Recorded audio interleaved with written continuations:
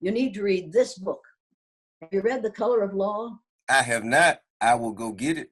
Oh my God, get this book. It will blow you away when you realize some of the things, and it's so sensible, and I should have known. Parents' economic status is commonly replicated in the next generation.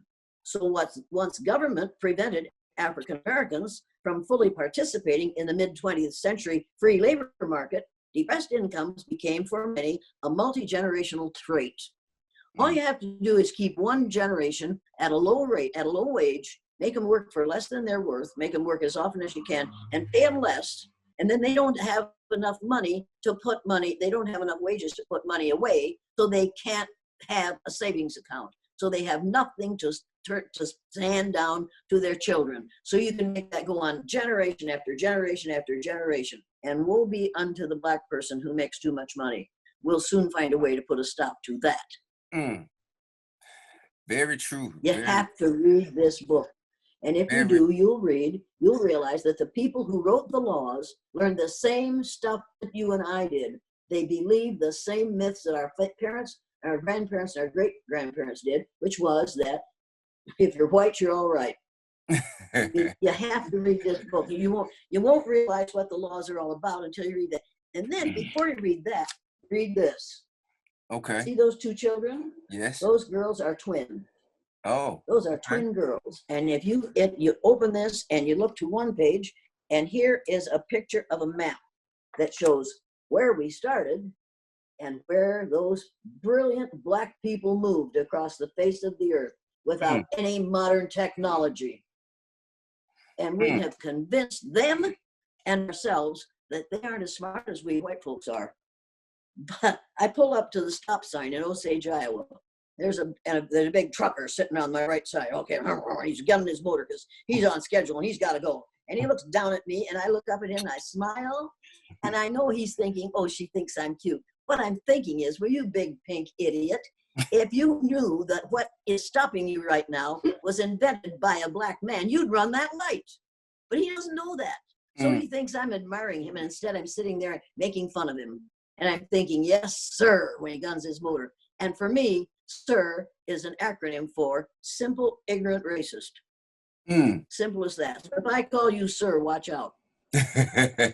Now, tell me a little bit, just if you could shed some light on what do you think began white supremacy, and how do you think we could most effectively fight against it? If you read the book, The Myth of Race, you will realize that before Columbus discovered America, before 1492, there were blacks and whites, but slavery was not based on the color of your skin.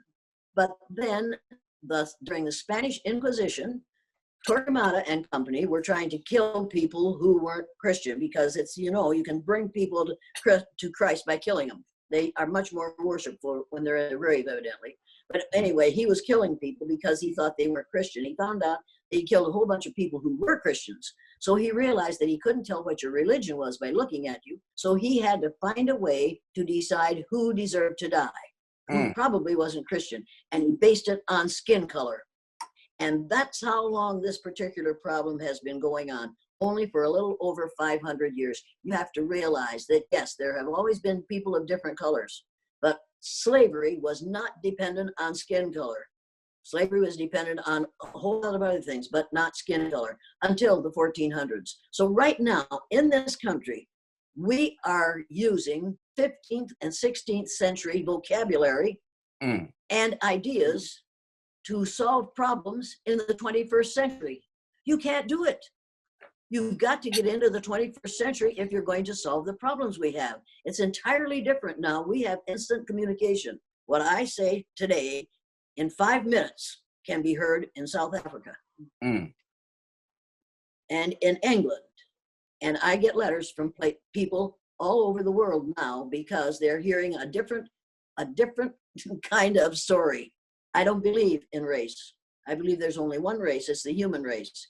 You and I are 30th to 50th cousins because we both have the same ancestor back there 300,000 to 500,000 years ago. That's a fact. And if you don't like it, you have my sympathy, but you still have to be my cousin.